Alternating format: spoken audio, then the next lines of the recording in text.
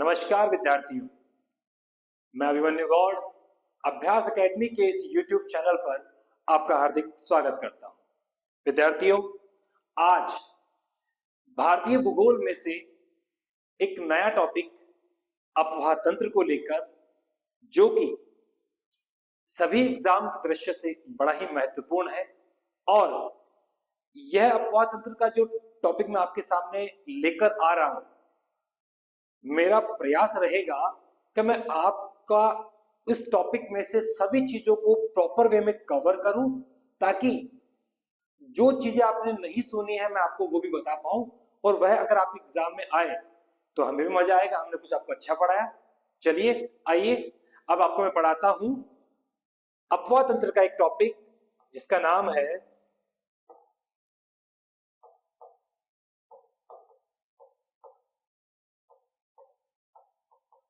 ब्रह्मपुत्र नदी। देखिए, किसी भी टॉपिक को पढ़ने से पहले हमें थोड़ा सा उसका भूगोलिक चरण, इतिहास में अगर इसके संदर्भ में कुछ बातें बताई गई है तो वो चीजें भी हमें पता होनी चाहिए। देखिए, ब्रह्मपुत्र नदी की बात करें तो हम अगर भारतीय संस्कृति में देखें तो लोग कहते कुछ बताते हैं कि ब्रह्मा जी के कमंडल में से निकली, इसीलिए इसे ब्रह्मपुत्र नदी कहते हैं। पर मैं आपको साइंटिफिक और ज्योग्राफिकल जो इसका पैरामीटर है उसके अकॉर्डिंग बताता हूं। इस नदी की अगर हम बात करते हैं तो इस नदी को ग्रीक भाषा में इस नदी को डाइडेंस एवं ओइडेंस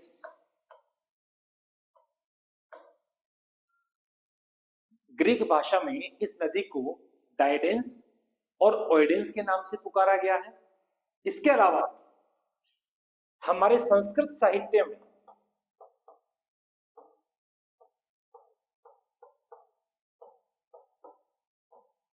इस नदी को लोहित्य के नाम से पुकारा गया है। कुछ साक्ष्यों से ये कंफर्म हुआ कि ये लोहित्य नदी और कोई नहीं, ये ब्रह्मपुत्र नदी है, क्योंकि त्रेता युग में और द्वापर युग में जो भारत के सबसे पूर्वी भाग में जो नदी बहती थी उसको लोहित्य कहा जाता था। और जब हमारे भौगोलिक साक्ष्यों को देखा गया तो साक्ष्यों के आधार पर ये निर्धारित हुआ कि यह लोहित्य नदी और कोई नदी नहीं है, बल्कि यह ब्रह्मपुत्र नदी ही है। इसके अलावा इस नदी को असम में एक जनजाति रहती है जिसका नाम है बोडो। देखिए, आप जब भारत की भाषाओं के बारे में पढ़ते हैं तब आप उन भाषाओं के अंदर भी, आपको जब अनुसूचियां पढ़ते हैं, अनुसूची में आपको 22 भाषाएं बताई जाती है, तो उन 22 भाषाओं के अंदर बोडो भाषा के बारे में पढ़ते हैं जिसको संवैधानिक दर्जा प्राप्त है। तो वहां एक बोडो जनजाति रहती है। ये बोडो जनजाति इस ब्रह्मपुत्र नदी को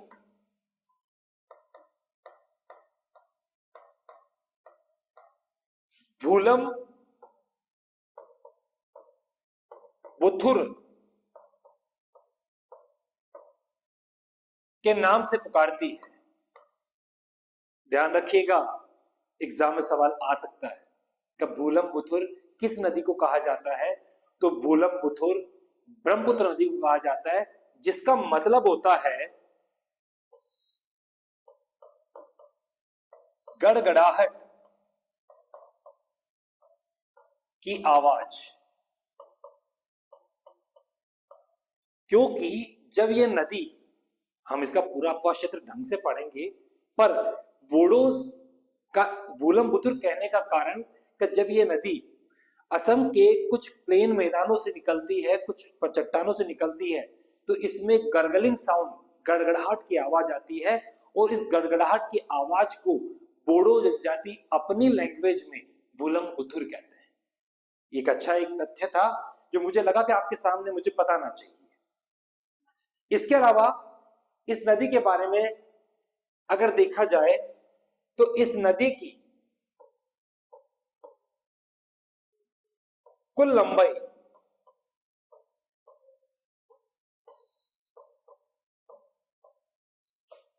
2900 किलोमीटर है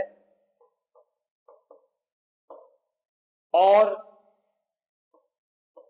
भारत में यह नदी 916 किलोमीटर बहती है। इसके अलावा पहले मैं आपको कुछ तथ्य बता रहा हूं, इसके बाद मैं आपको नक्शे के माध्यम से इसे और तरीके से समझाऊंगा ताकि आपको ये चीजें प्रॉपर वे में समझ में आ जाए। यह नदी कुल 4 देशों में अपना अपवाह क्षेत्र बनाती है।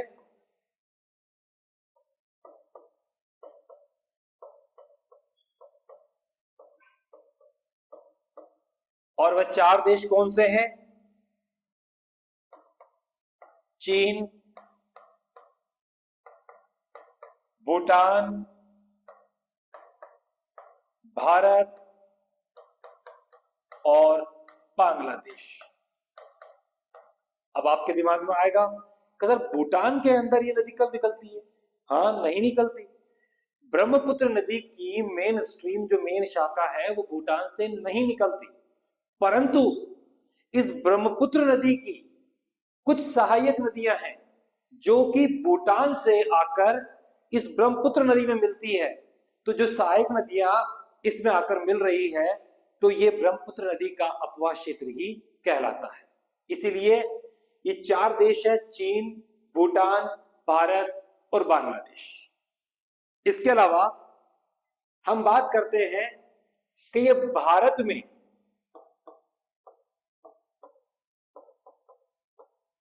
कुल कितने राज्यों में अपना अपवाह क्षेत्र बनाती है? तो वो है टोटल 6 राज्य। वह 6 राज्य कौन कौन से हैं? 1 अरुणाचल प्रदेश, असम,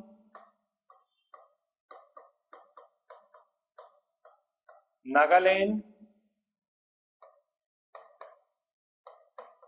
मेघालय, एक हो गया आपका सिक्किम। ध्यान रखिएगा, मैं भी सब चीजों को बहुत ढंग से क्लियर करूंगा। पहले मैं आपके सामने कुछ तथ्य लिख रहा हूं ताकि मैं आपको पहले बता सकूं, इसके बाद मैं आपको इसको ड्राइंग के माध्यम से बहुत अच्छे से समझाऊंगा। एक बार हम इन्हें वापस से रिपीट करते हैं। ब्रह्मपुत्र नदी, ग्रीक भाषा में इस नदी को डाइडेंस और ओइडेंस के नाम से पुकारा जाता है। संस्कृत साहित्य में इसे लोहित्य के नाम से पुकारा जाता है, क्योंकि त्रेता युग और द्वापर युग के अंदर भारत के सबसे पूर्वी भाग में जो नदी बहती थी उसे भौगोलिक साक्ष्यों के आधार पर, कुछ एविडेंसेस के आधार पर उस नदी को ब्रह्मपुत्र नदी ही माना गया है। दूसरा, असम में एक जनजाति रहती है बोडो जनजाति, और वो बोडो जनजाति इस ब्रह्मपुत्र नदी को बुलंबुथुर के नाम से पुकारती है। बुलंबुथुर का मतलब होता है गड़गड़ाहट की आवाज। ये साउंड करती गर्गलिंग साउंड, इसीलिए इसे बुलंबुथुर कहते हैं। इस नदी की कुल लंबाई 2900 किलोमीटर है और भारत में यह नदी कुल 916 किलोमीटर बहती है। ये कुल 4 देशों में अपने अपवाह क्षेत्र बनाती है, जिसमें चीन, भूटान, भारत और बांग्लादेश। भारत में यह 6 राज्यों में अपना क्षेत्र बनाती है, जिसमें अरुणाचल प्रदेश, असम, नागालैंड, मेघालय, सिक्किम और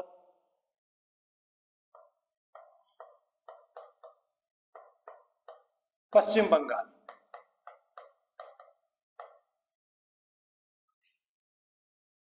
याद रहे, कुल 6 राज्य हैं। इसके अलावा अगर इस नदी की बात करें तो यह नदी कुल अपवाह क्षेत्र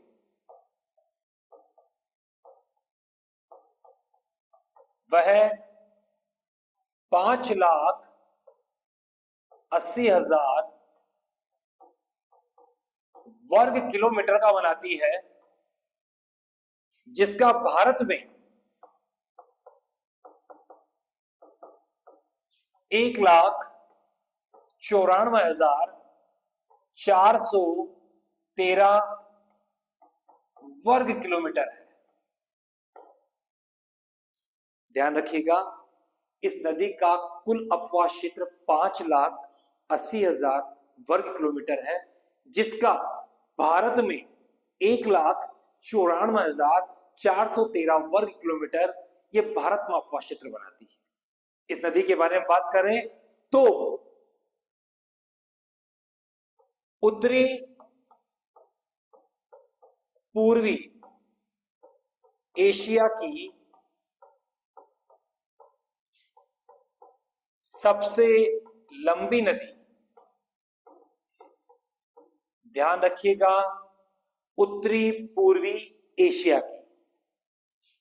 इसके अलावा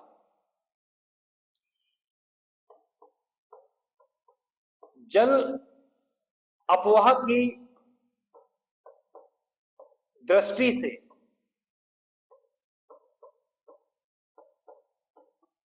विश्व में 5वां स्थान है और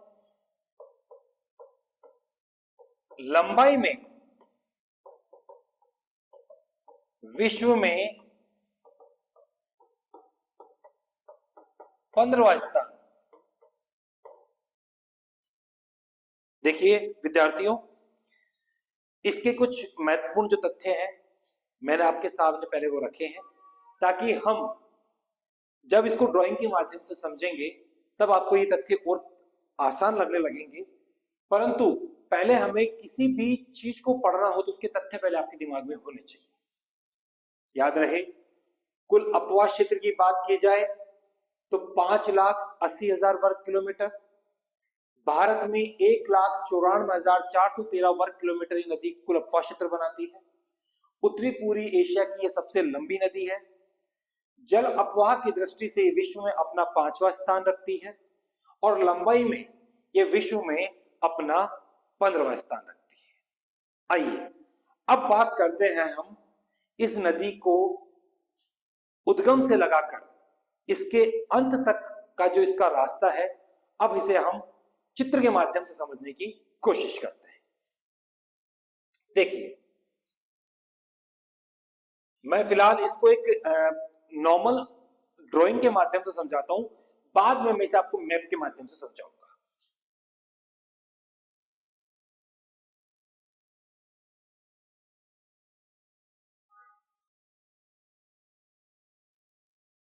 हमारे हिमालय के ऊपर, हिमालय बेल्ट में आता है तिब्बत का पठार। तिब्बत का जो क्षेत्र है एक समय में भारत का हुआ करता था, बाद में चीन ने उस पर कब्जा कर लिया। और इसी तिब्बत में एक झील है जिसका नाम है मानसरोवर झील, और यहीं पर है हमारा कैलाश पर्वत। ध्यान रखिएगा, जब आप हिमालय के 3 पार्ट पढ़ेंगे, ट्रांस हिमालय, मुख्य हिमालय और शिवालिक, तब आप ट्रांस हिमालय के अंदर एक पढ़ेंगे आप लद्दाख पर्वत श्रृंखला, उसी लद्दाख पर्वत श्रृंखला को तिब्बत में या चीन में कैलाश माउंटेन के नाम से पुकारा जाता है। और इसी कैलाश पर्वत पर यहां पर है आपकी मानसरोवर झील, जिसे इस मानसरोवर झील को चीन में मपांग यूत्सो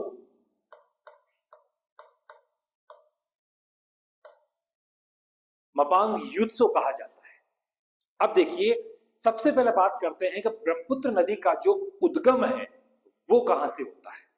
देखिए, इस मानसरोवर झील के पास जनरली आप लोगों ने सुना होगा चेमा युंगडुंग ग्लेशियर।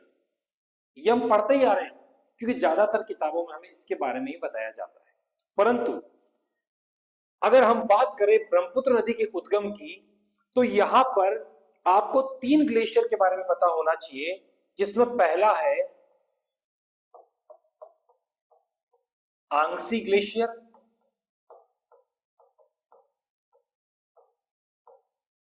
दूसरा है चेमा युंगडुंग ग्लेशियर, और एक ग्लेशियर है कुबी ग्लेशियर।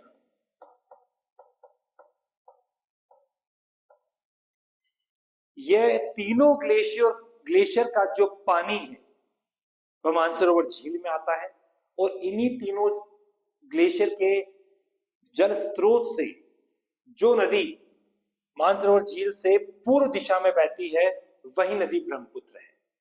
यह नदी यहां से जनरली हम ज्यादातर इसको चेमा युंगडुंग बताया जाता है, परंतु याद रहे ये कोरी चेमा युंगडुंग ग्लेशियर से नहीं, बल्कि आंगसी ग्लेशियर भी इसका बहुत बड़ा उद्गम का स्थान है। यह नदी इन ग्लेशियर से जब निकलती है तो तिब्बत में इस नदी को सांगपो, या पूरा नाम है इसका यारलुंग सांगपो। ब्रह्मपुत्र नदी को तिब्बत में यारलुंग सांगपो के नाम से पुकारा जाता है, और यह अपने उद्गम स्थल से लगभग 1700 किलोमीटर बहती है। मैंने आपको इसकी कुल लंबाई बताई थी 2900 किलोमीटर, जिसमें से 1700 किलोमीटर ये अपने उद्गम स्थल से पूर्व दिशा में बहती है, और पूर्व दिशा में बहते हुए अरुणाचल प्रदेश के एक जगह है जिसे कहा जाता है नामचा बरवा। ये नामचा बरवा से अरुणाचल प्रदेश में प्रवेश करती है। अब अरुणाचल प्रदेश में यह प्रवेश कर जाती है, और याद रहे इस नदी के उद्गम स्थान से लगाकर और इसका जो बंगाल की खाड़ी में जब जाकर गिरती है तब तक इसको बहुत सारे अन्य नामों से पुकारा जाता है। इसके हर जगह अलग अलग नाम देखने को और सुनने को मिलते हैं। जैसे कि इसका पहला नाम बताया कि सिक्किम में इसे यारलुंग सांगपो या सांगपो नदी के नाम से पुकारा जाता है। अब ये नामचा बरवा से हमारे भारत में प्रवेश करती है। आप यहां कह सकते हैं भारत में प्रवेश, और प्रवेश में जो हमारा राज्य आता है वह है अरुणाचल प्रदेश। अब यह अरुणाचल प्रदेश में जब प्रवेश करती है तब यह पर्वतीय क्षेत्रों में चलती है, और जब पर्वतीय क्षेत्रों में चलती है तब इस नदी को अरुणाचल प्रदेश में सिहांग के नाम से पुकारा जाता है। ध्यान रहे, अरुणाचल प्रदेश के पर्वतीय क्षेत्रों में जब यह नदी एंट्री लेती है तब इसे सिहांग के नाम से पुकारा जाता है, और जब यह नदी अरुणाचल प्रदेश के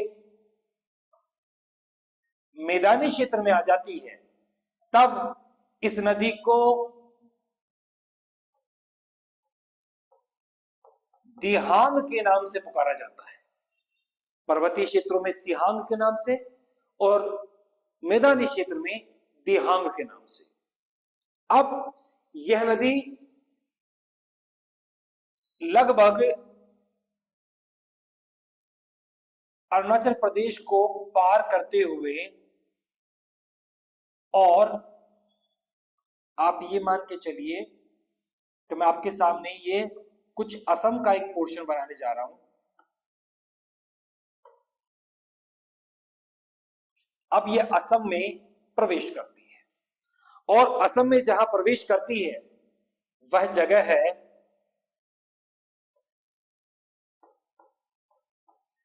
सादिया। ध्यान रखिएगा, सादिया। इस नदी में अब इसकी सहायक नदियां यहां से इससे मिलना शुरू होंगी, और इन सहायक नदियों में जो नदी मिलती है उसमें एक नदी अरुणाचल प्रदेश में ही एक जगह है दिबांग वैली।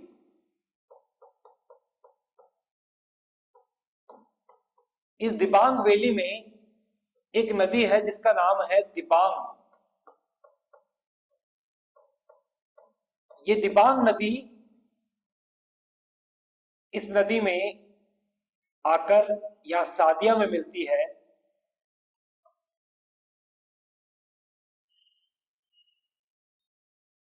ये आपके हो गई दिबांग नदी, और एक पूर्वी तिब्बत से, क्योंकि हम या पूर्वी तिब्बत से एक नदी और आती है और आकर अरुणाचल प्रदेश और असम के बॉर्डर पर, यहां पर इस नदी से, जिसे आप अब तक सांगपो कह रहे थे, इससे मिल जाती है।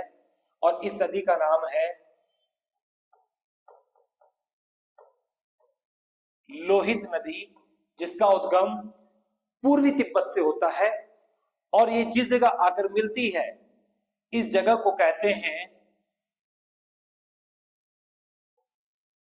पासीघाट, और यहीं से यह नदी ब्रह्मपुत्र कहलाना शुरू होती है।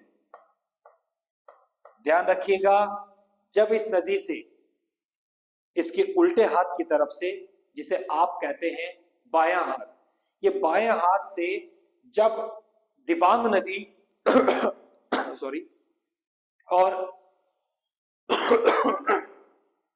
लोहित नदी जब आकर इससे मिलती है, तब पासीघाट तिनसुकिया डिस्ट्रिक्ट में असम के अंदर इस नदी को ब्रह्मपुत्र नदी के नाम से पुकारा जाने लगता है। अब इस नदी में बहुत सारी और नदियां आकर मिलेंगी, जिनका क्रम अब हम लोग देखते हैं। सबसे पहले अगर हम इस नदी में देखें तो अरुणाचल प्रदेश से इसमें एक नदी आकर और मिलती है, जिसे कहा जाता है बूढ़ी दिहिंग।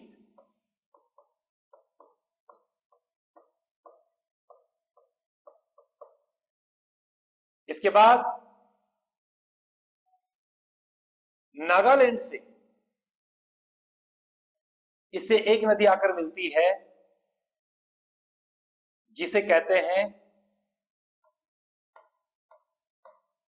दिखाऊ नदी।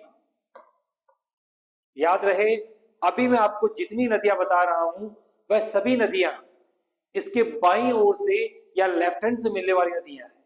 सबसे पहले दिबांग वैली अरुणाचल प्रदेश से दिबांग नदी, इसके अलावा पूर्वी तिब्बत से आने वाली लोहित नदी, जो कि तिनसुकिया के सादिया डिस्ट्रिक्ट में आकर दिबांग नदी के साथ ब्रह्मपुत्र, जिसको सांगपो कह रहे थे, उसमें आकर मिल जाती है। और तिनसुकिया के पासीघाट से ही अब ये नदी ब्रह्मपुत्र नदी कहलाने लगती है। और अब इसके साथ जो अन्य नदियां मिल रही हैं उसके अंदर आपके दिखाऊ नदी, जो कि नागालैंड की एक नदी है।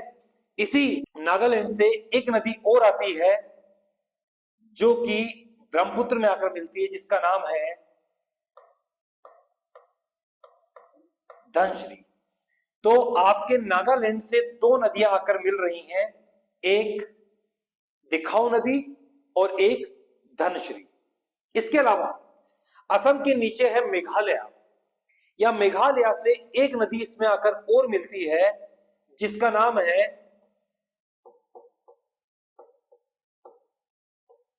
Kopili river.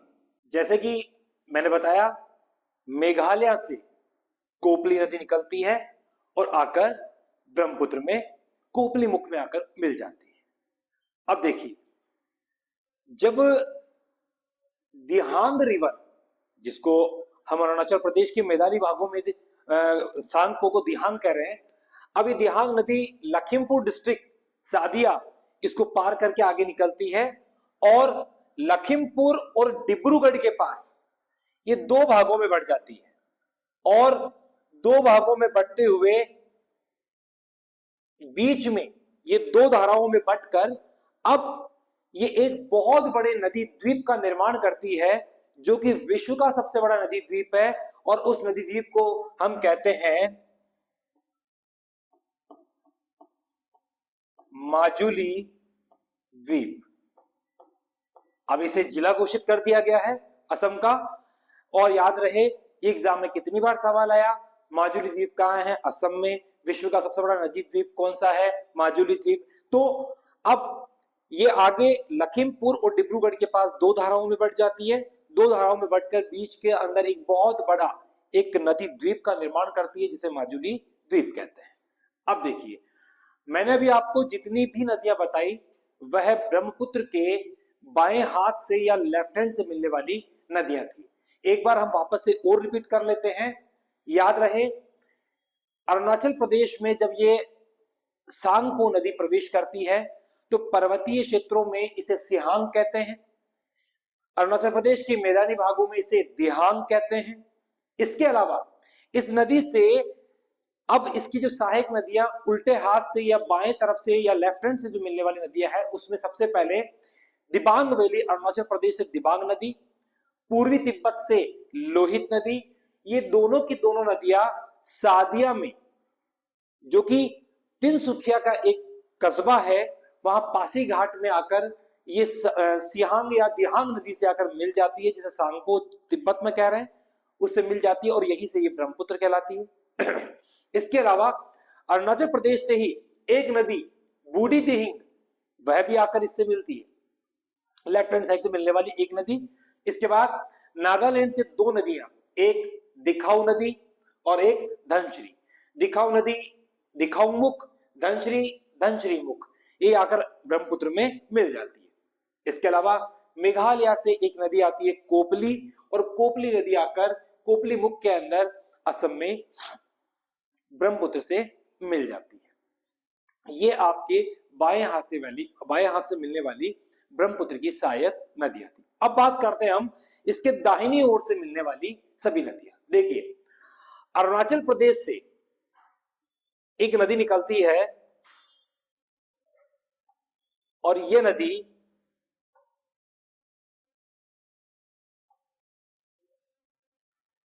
Just a second,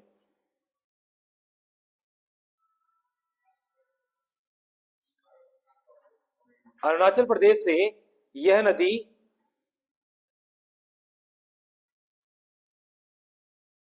जिसका नाम है सुबनश्री। याद रहे, दाहिनी ओर से राइट हैंड से मिलने वाली ब्रह्मपुत्र से जो पहली नदी अरुणाचल प्रदेश से निकलती है वह सुबनश्री। वह सुबनश्री नदी यह लखीमपुर डिस्ट्रिक्ट में आकर ब्रह्मपुत्र से मिल जाती है। देखिए, जगह बड़ी कंजस्टेड है, तो मैं आपको यहां पर तो बोल रहा हूं और बोलने के बाद कौन सी नदी कहां पर आकर मिल जाती है इसको मैं अलग से लिख दूंगा। इसके बाद अरुणाचल प्रदेश के तवांग जिले से, तवांग डिस्ट्रिक्ट से एक अगली नदी आती है जिसका नाम है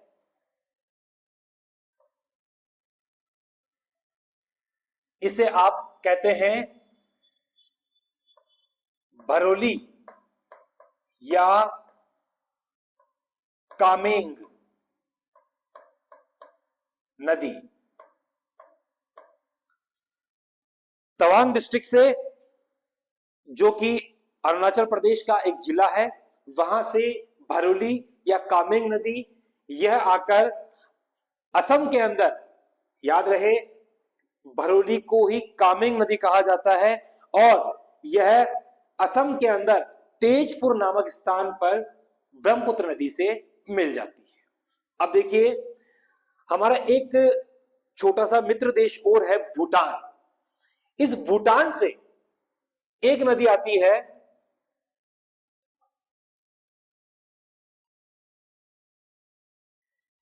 मैं वापस से दाहिनी ओर की जो नदियां हैं पहले रिपीट कर रहा हूं ताकि आप कहीं पर भी कंफ्यूजन में ना रहें। अरुणाचल प्रदेश से दाहिनी ओर से मिलने वाली पहली नदी सुबनश्री, जो कि आपके लखीमपुर डिस्ट्रिक्ट में आकर ब्रह्मपुत्र नदी से मिल जाती है, और एक भरोली या कामेंग नदी जो कि तवांग डिस्ट्रिक्ट अरुणाचल प्रदेश से निकलती है और तेजपुर नामक स्थान पर आकर इससे ब्रह्मपुत्र नदी से इससे मिल जाती है। इसके बाद एक नदी आती है भूटान से, यह नदी आती है भूटान से, जिसका नाम है मानस रिवर, मानस नदी। और ये मानस नदी एक जगह है जोगी घोपा, असम के अंदर एक जगह है जोगी घोपा, ये वहां आकर ब्रह्मपुत्र में मिल जाती है। इसके बाद भूटान से एक नदी और आती है,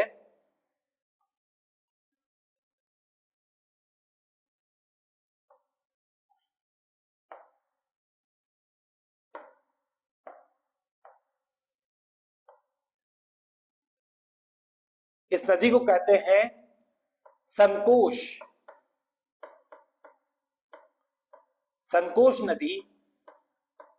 यह नदी भी कहां से आती है? भूटान से आती है। ये संकोश नदी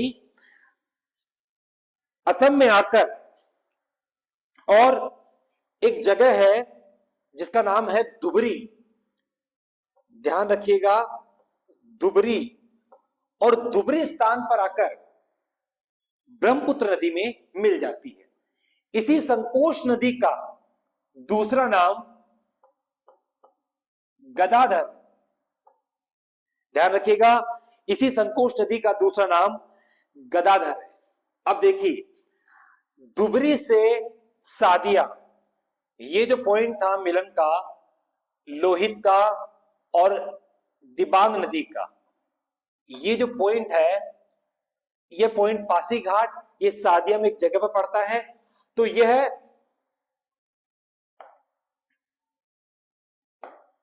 मैं इसको एक अलग रंग में ड्रॉ कर रहा हूं, ये यहां से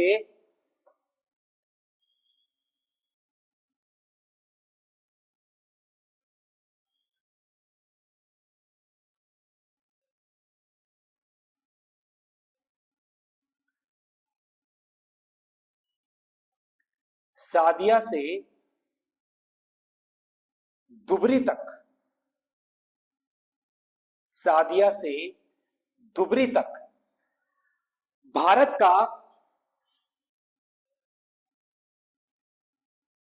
नेशनल वाटरवे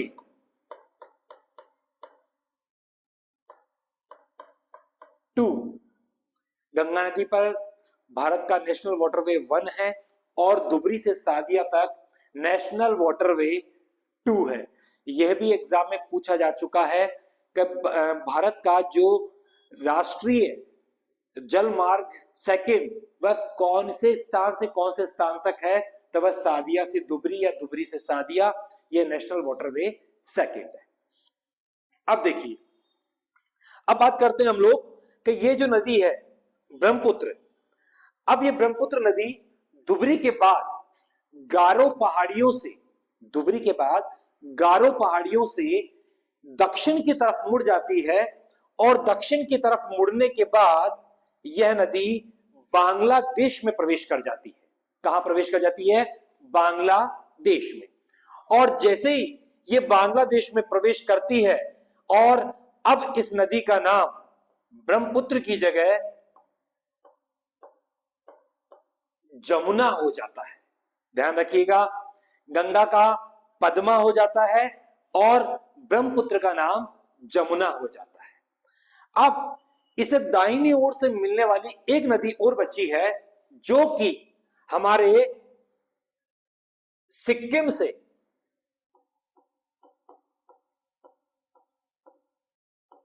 निकलती है, कंचनजंगा के एरिया से। और ये जो नदी है, यह नदी बांग्लादेश में जाकर, ध्यान रखिएगा एग्जाम में सवाल पूछा जा सकता है आपसे कि ब्रह्मपुत्र से भारत से निकलने वाली वह कौन सी नदी है जो कि उससे ब्रह्मपुत्र से जाकर बांग्लादेश में मिलती है, जिसका उद्गम भारत से होता है। और यह नदी है आपके तीस्ता नदी। तीस्ता नदी सिक्किम से कंचनजंगा की एरिया से निकलती है और निकलकर आपके बांग्लादेश में जाकर एक जगह है रंगपुर। इस रंगपुर स्थान में यह तीस्ता नदी ब्रह्मपुत्र नदी से आकर मिल जाती है। देखो, यह हमारा ब्रह्मपुत्र नदी का एक छोटा सा डायग्राम था जो मैंने आपको, मानता हूं थोड़ा कंजस्टेड है, पर फिर भी मैं बोलकर आपको शब्दों को साफ साफ बोलने की कोशिश कर रहा हूं ताकि आप कहीं पर भी कंफ्यूज ना हो। अब थोड़ा सा इस नदी पे गौर कीजिए और देखिए कि अब हमारे इस वेस्ट बंगाल की साइड से, या फिर हम बात करेंगे उत्तराखंड से, एक नदी आ रही है जिसका नाम है गंगा रिवर। और ये गंगा रिवर वेस्ट बंगाल से होते हुए पश्चिम बंगाल से होते हुए और बांग्लादेश में जाकर, पहले वेस्ट बंगाल तक ये नदी गंगा है और ये नदी बांग्लादेश में आकर पद्मा के नाम से जानी जाती है, जो पहले गंगा के नाम से जानी जा रही थी। अब पद्मा और जमुना नदी आगे आती है और आगे इस नदी को मेघना रिवर कह दिया जाता है, मेघना नदी। और यही मेघना नदी आगे चलते हुए बांग्लादेश में बहुत सारी धाराओं में बट जाती है और बहुत सारी धाराओं में बटते हुए यह विश्व का सबसे बड़ा नदी द्वीप, विश्व का सबसे बड़ा नदी डेल्टा, जिसे आप कहते हैं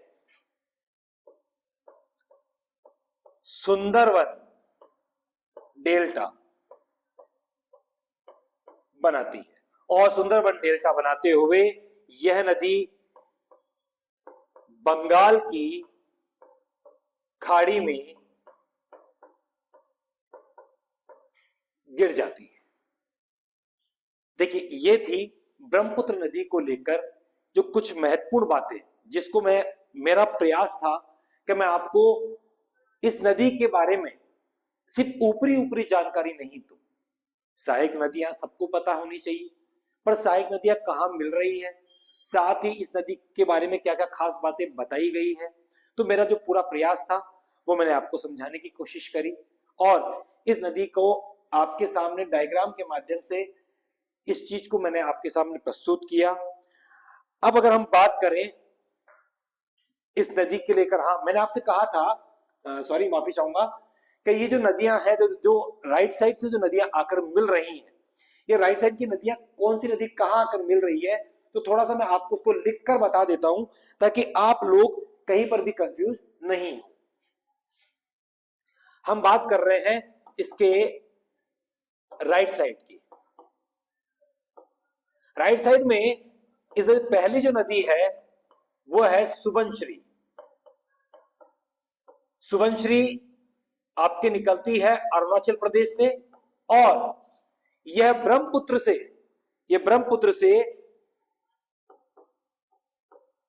लखीमपुर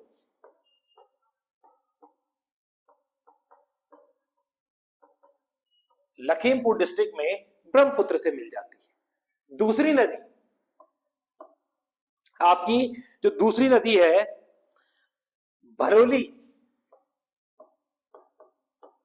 भरोली या कामेंग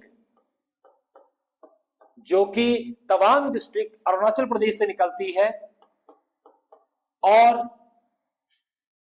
एक जगह आती है आपके तेजपुर।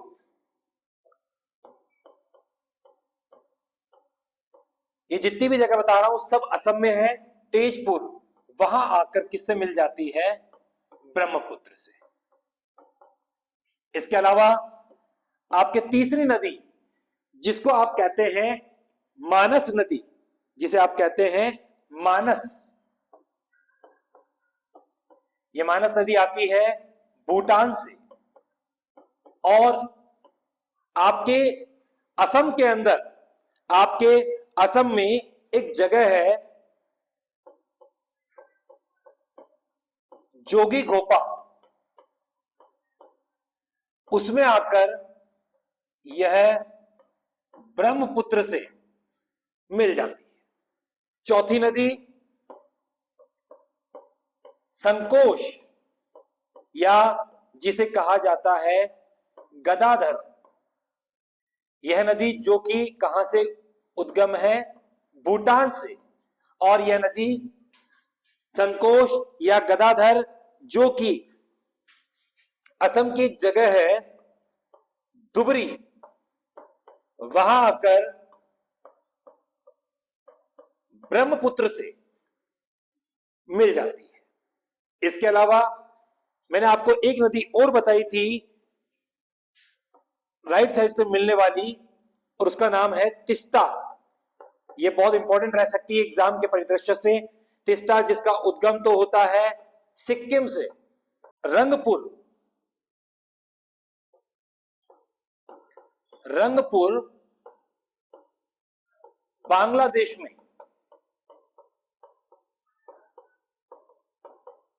यह ब्रह्मपुत्र, या बांग्लादेश में ब्रह्मपुत्र को फिर जमुना कहते हैं, तो जमुना में जाकर मिल जाती है। देखिए मैंने दाईं ओर की आपको सब नदियां बता दी। अरुणाचल प्रदेश से 2 नदियां, सुबनश्री, भरोली या कामेंग। भूटान से 2 नदियां, मानस, संकोश या गदाधर। और इसके अलावा सिक्किम से एक नदी आती है तिस्ता। तो ये 5 महत्वपूर्ण राइट साइड से मिलने वाली नदियां हैं, जो कि ब्रह्मपुत्र से कहां कहां मिलती है, मैंने आपको सब स्थान भी बता दी। देखिए विद्यार्थियों, मेरा प्रयास था कि मैं आपको एक सरल तरीके से इन चीजों को समझा सकूं। धन्यवाद।